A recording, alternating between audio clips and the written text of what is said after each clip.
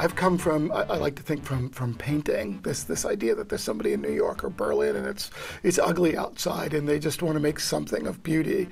So I tend to think like that which is very different than the performance person who tends to think of it as something to collaborate with. So I tend to make art systems, as I sometimes, or expression systems. So using the computer, that I could take some of my cognitive stuff and put it in the computer so it will work all on its own, and I can kind of poke at it and understand in some ways what humanness is all about.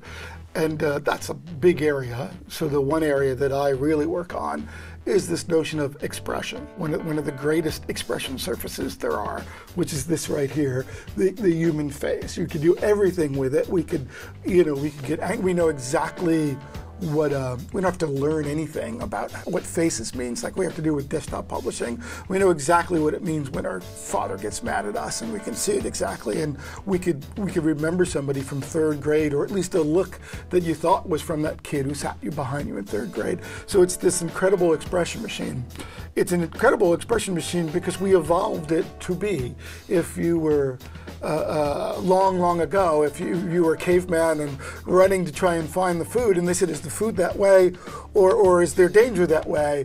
And the person said, oh no, it's food. Like, you know right away whether they're telling the truth, whether they're lying. And of course, all of us are trying to persuade people with our faces. So why don't computers use this surface to tell stories, to persuade us, to explain that this is a sad situation going on, or that it simply doesn't know. There are people all over the world who wanted to do something different, and were trying to do that where they were.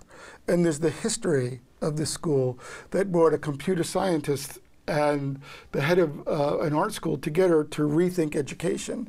And it really is a very different faculty and a very different school than you would imagine. At CIAT, we really, again, could bring in the big science grants, but do art. This does not happen everywhere. I would literally say we are a world leader, and that's why people have come from, faculty have come from all over the world to do things up here in beautiful Vancouver.